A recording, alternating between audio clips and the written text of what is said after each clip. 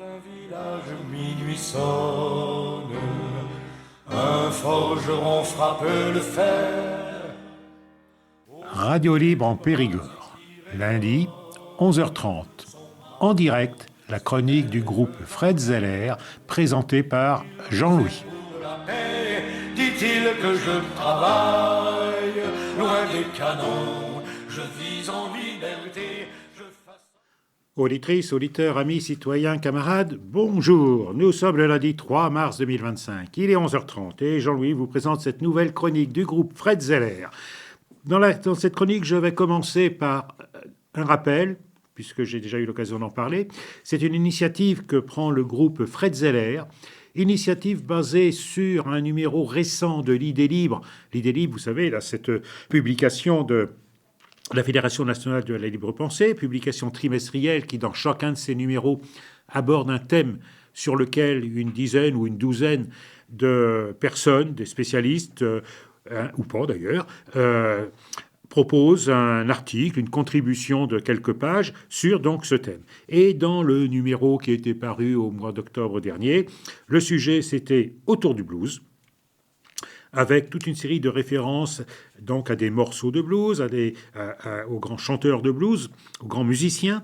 Et il nous est venu l'idée d'organiser une soirée autour du blues, donc à partir de cette revue, avec en premier lieu une conférence qui sera donnée par Philippe Besson, notre camarade de Corrèze, qui a coordonné ce numéro d'Idées Libres et qui est un spécialiste des pays anglo-saxons, et qui va donc proposer une conférence donc, sur le blues et le mouvement des Noirs pour leur émancipation. Alors, cette soirée donc, commencera par cette conférence, elle se poursuivra par une illustration musicale, un concert donné par le musicien-chanteur Nikos, et ensuite un petit casse-croûte, comme on a l'habitude de le faire ici en Dordogne, et puis ailleurs aussi. Donc, ce sera le 5 avril, ce sera à partir de 18h et ça se tient dans la salle de la Rivière à Montreuil-Montancé. Nous allons publier très prochainement un flyer, une invitation, et nous vous inviterons à vous inscrire directement parce qu'il y a bien sûr une jauge que nous ne pouvons pas dépasser. Donc, inscrivez-vous si vous êtes intéressé et nous proposons une participation aux frais de 20 €, participation pour participer aux différents frais, c'est-à-dire les frais de salle, les frais de déplacement du conférencier, de l'artiste, les frais de préparation donc du casse-croûte, et donc 20 € pour la soirée complète. Voilà. Donc maintenant j'en viens au premier sujet que je voulais évoquer dans cette chronique. C'est un texte qui n'est pas tout récent, il a été publié il y a déjà un certain temps, un texte sur Olympe de Gouges, dont on parle un petit peu en ce moment, et qui permet de rétablir la vérité. Olympe de Gouges, une imposture historique. Olympe de Gouges est présentée à la fois comme une révolutionnaire sociale et comme une féministe. Rien n'est plus faux. Avant la Révolution, et dans les premières années de celle-ci, elle écrit beaucoup, notamment des pièces de théâtre qui fustigent l'esclavage, par exemple. Elle réclame le droit au divorce, qui ne fut pas le premier et seul droit conféré aux femmes par la Révolution, comme l'écrit Wikipédia, mais nous risquons de sortir du cadre de cet article. Cela est incontestable et incontestablement important. Mais dans les premières années de la Révolution, Mirabeau et Lafayette ne combattirent-ils pas la monarchie absolue, ses pompes et ses œuvres ? Olympe de Gouges se défendit d'être membre de la Société des Amis des Noirs, comme l'abbé Grégoire par exemple, et elle condamna l'insurrection des esclaves de Saint-Domingue en 1792. Citation, « C'est à vous actuellement, esclaves, hommes de couleur, à qui je vais parler. J'ai peut-être des droits incontestables pour blâmer votre férocité, cruelle en imitant les tyrans, vous les justifiez. » Donc une abolitionniste de l'esclavage à géométrie variable. Féministe, allons donc. Quel féministe pourrait écrire ? Les femmes ont fait plus de mal que de bien. La contrainte et la dissimulation ont été leur partage. Ce que la force leur avait ravi, la ruse le leur a rendu. Elles ont eu recours à toutes les ressources de leur charme et le plus irréprochable ne leur résistait pas. Tout a été soumis à la cupidité et à l'ambition de ce sexe autrefois méprisable et respecté, et depuis la Révolution, respectable et méprisé. Donc ça date de 1791. Notons au passage qu'elle met sur le même plan avant la Révolution et depuis la Révolution. Curieuse révolutionnaire. Après la chute de la monarchie, août 1792, elle écrit que Marat est un avorton de l'humanité et que Robespierre, qui entra au comité de salut public plusieurs mois après, est, citation, l'opprobre et l'exécration de la Révolution. Et elle se situe nettement du côté des Girondins, dernière chance de sauver une monarchie, même constitutionnelle, malgré leurs outrances, qui pour une large part servaient à cautionner leur politique modérée socialement et politiquement. Elle se propose comme avocate officieuse de Louis XVI, qui avait des avocats officiels talentueux et courageux, ce qui, par son acte et dans son principe, définit la Convention comme illégitime à trancher le problème et la pose elle-même comme une avocate de la monarchie. Le délicieux article de Wikipédia, décidément source et réceptacle de tant d'âneries, affirme qu'elle s'inquiétait, comme les Girondins, du comité de salut public qui, citation, s'arrogeait le pouvoir d'envoyer les députés en prison, au détail, au mensonge, qui, le premier, comme parti, a déféré le député Marat au tribunal révolutionnaire, les Girondins. Marat fut innocenté, et les Girondins le suivirent. Quand tu engages une bataille, es-tu certain de ta victoire? Quand tu engages une bataille, envisages-tu les conséquences de ta possible défaite? Ces questions ne sont pas seulement de ce 1793 qu'évoquait Jaurès quand il affirmait s'asseoir aux côtés de Robespierre aux Jacobins. Jaurès et Robespierre ou Olympe de Gouges. Ajoutons, en essayant d'être bref, que l'avorton, entre guillemets, Marat fut assassiné traîtreusement par une amie, Charlotte Corday, fanatisée, comme de Gouges, par les Girondins. Pour que le tableau fût complet, Corday est maintenant l'objet d'éloges du médiatique et réactionnaire Onfray. Pour rester dans les limites imposées à cet article, venons-en au principal compliment tressé pour Olympe de Gouges. Elle aurait été partisane du droit de vote des femmes. Si tel eût été le cas, il nous faudrait le dire et le reconnaître. Rien de tel, une fois de plus. Le texte « Déclaration des droits de la femme et de la citoyenne » est entièrement disponible sur le site Gallica de la Bibliothèque nationale de France et chacun s'y reportera à loisir. Il est daté de septembre ou octobre 1791. Pour ceux qui ne seraient pas familiers du calendrier révolutionnaire, il est postérieur à la fuite de Varennes, juin, révélant la trahison du roi et de sa famille, et à la fusillade du Champ de Mars, 14 juillet 1791, qui vit la garde nationale, bourgeoise et masculine, fusiller les manifestants, hommes et femmes réunis. C'est à ce moment qu'Olympe de Gouges écrit cette déclaration. Elle le dédie à la reine. Ce sont les premiers mots du texte. Une dédicace anodine, certainement. Fin 1791, quand le pays gronde, d'une sourde réclamation anti-monarchique. Le reste est de la même eau. Il s'agit d'un pastiche de la Déclaration des droits de l'homme et du citoyen. N'écartons pas l'hypothèse qu'il s'agisse de déconsidérer la dite déclaration. Partout où le mot « homme » apparaît dans ce texte, il est remplacé par le mot « femme ». Ah, combien de stupidité a-t-on lu à ce propos? Il s'agit d'abord et tristement d'une pauvreté de langage du français. Homme vient de humus, la terre. L'humain est celui qui vit sur la terre. Le français ne connaît pas la distinction latine vir, le mâle, et homo, l'humain. Vir, donc, d'où sort viril. Le texte de 1789 écrit dans son article 6 « Tous les citoyens ont droit de concourir personnellement ou par leurs représentants à sa formation », ce qui laisse la possibilité avérée dans la Constitution de 1790 du suffrage censitaire. Seuls les plus riches votent. Olympe de Gouges ne remet pas en cause, insistons, elle écrit en 1791. Olympe de Gouges ne remet pas en cause cette question. Égalitaire? Oui, mais pour les riches seulement. Quand elle écrit « La femme a le droit de monter sur l'échafaud », elle doit avoir également celui de monter à la tribune. Se prononce-t-elle pour le droit de vote féminin? En aucun cas, ni ici, ni ailleurs. Qu'il se trouve des avocats d'Olympe de Gouges, le risque et le talent littéraire en moins est une chose.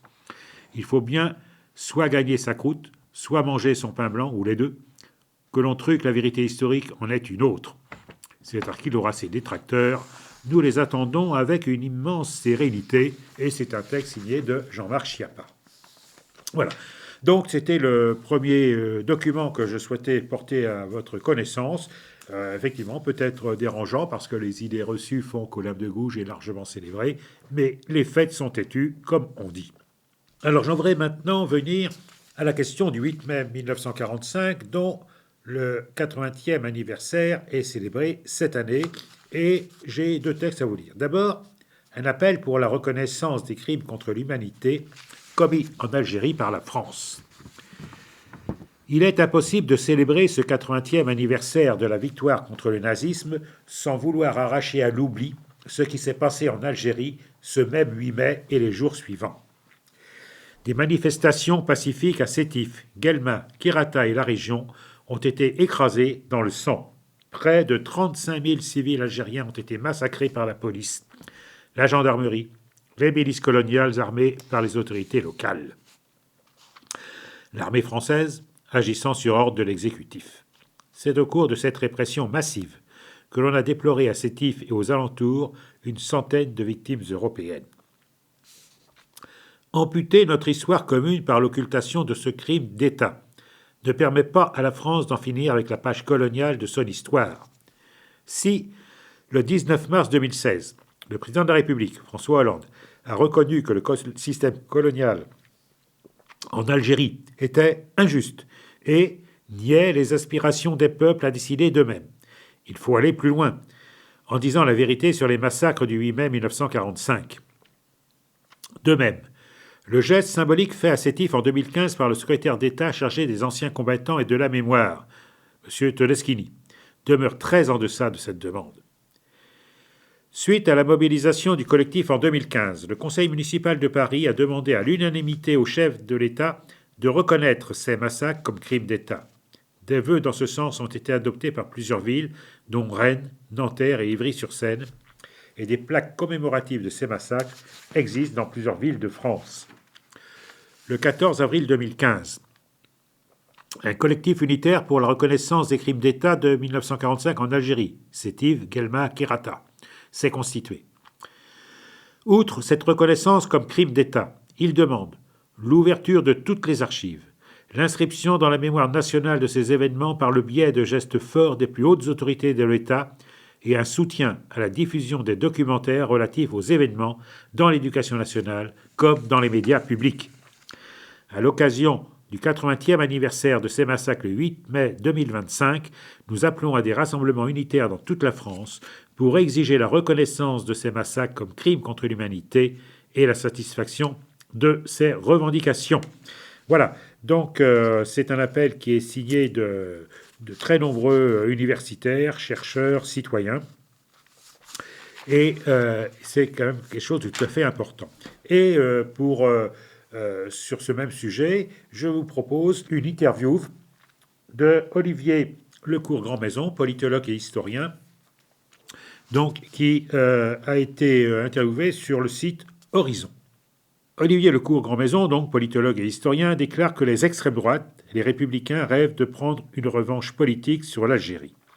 Le politologue et historien Olivier Lecourt-Grandmaison est l'un des spécialistes des questions relatives à l'histoire coloniale, auteur de nombreux ouvrages dont Coloniser, exterminer, sur la guerre et l'État colonial. Il revient dans cet entretien sur le travail mené par la commission mixte algéro-française pour l'histoire et la mémoire, ainsi que l'avenir des relations entre les deux pays.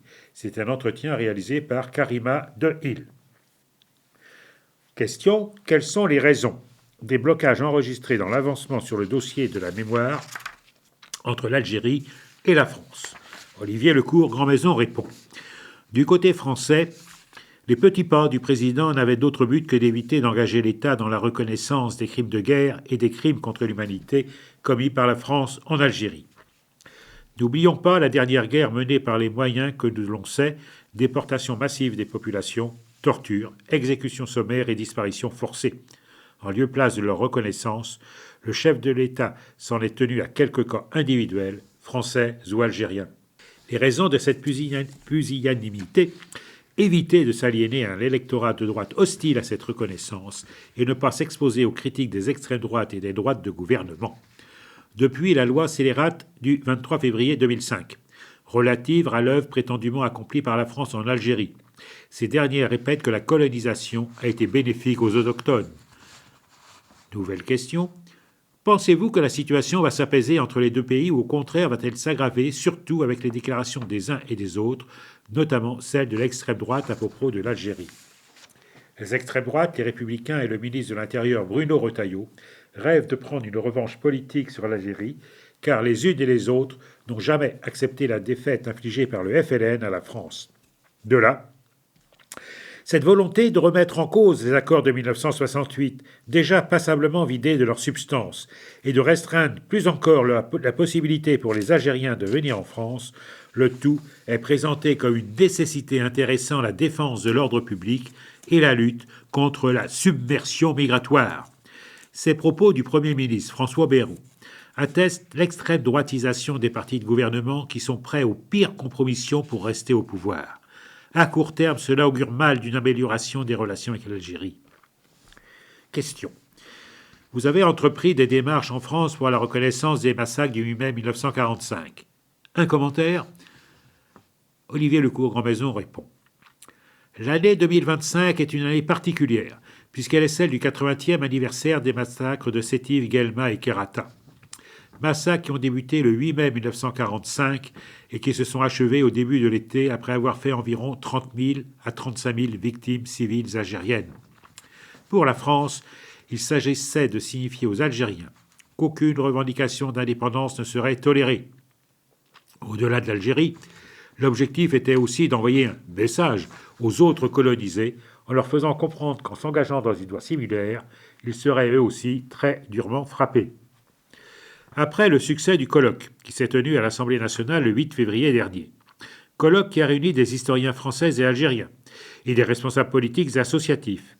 Il s'agit, grâce à un appel unitaire déjà signé par des centaines de personnes et d'élus, d'exiger la reconnaissance par les pouvoirs publics de ces massacres comme crimes d'État et crimes contre l'humanité.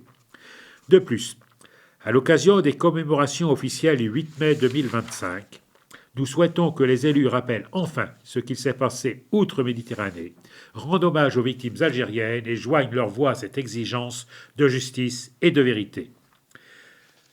Nouvelle question. Vous évoquez dans vos interventions un, citation, « racisme d'État en France ». Pouvez-vous nous en dire plus? Olivier Lecourt-Grandmaison. J'ai traité ces questions dans l'ouvrage « Racisme d'État, État raciste ». Une brève histoire parue aux éditions Amsterdam en 2024. Deux exemples illustrent ces réalités. Le premier concerne les contrôles aux faciès dont sont victimes les jeunes hommes racisés des quartiers populaires. Malgré 2 condamnations de l'État pour faute lourde par la Cour de cassation en 2016, puis par la Cour d'appel de Paris en 2021, cette politique raciste continue d'être mise en œuvre.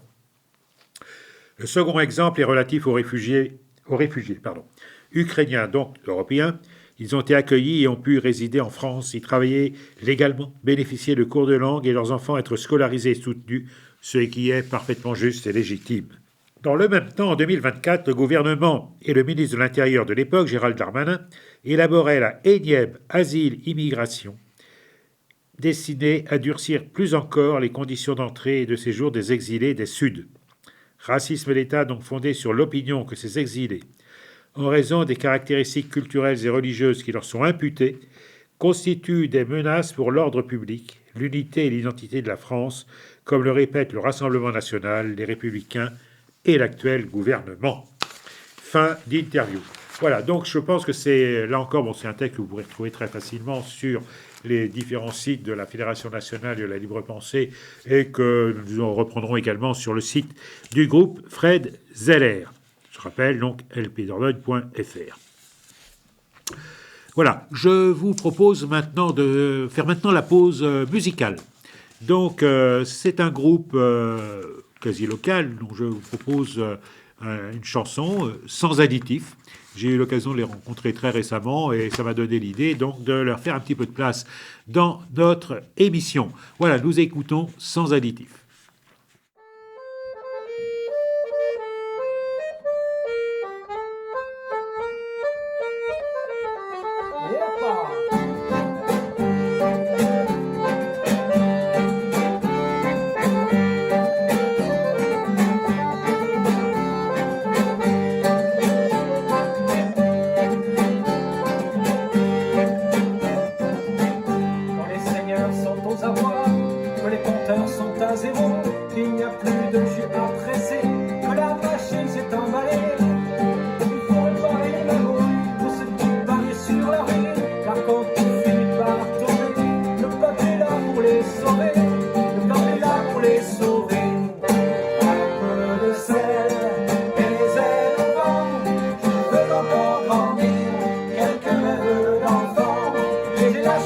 ceinture, je serrerai longtemps, je serrerai longtemps. Allez,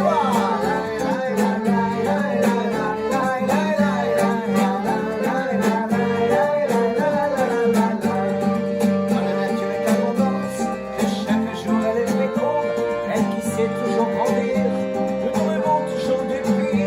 Mais dites-moi où est le sens de tous mes cours à l'aventure, de s'arrêter sur le chemin pour me laisser passer les chiens, pour me laisser passer les chiens. Un peu de sel et les ailes au vent, je veux encore grandir, quelques neveux d'enfants. J'ai lâché la ceinture, je serai longtemps, je serai longtemps.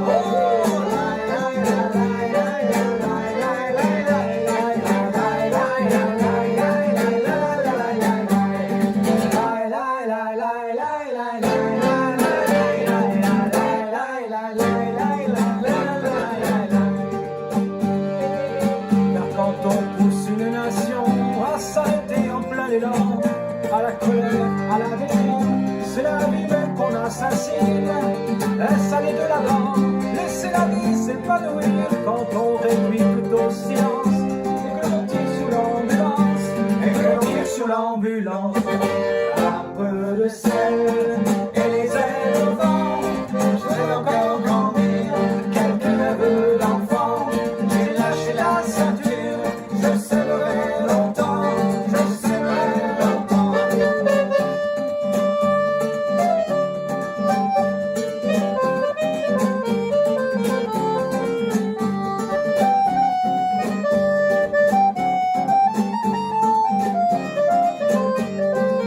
On a un truc à vous dire, nous sommes de passage, nous n'avons pas le temps.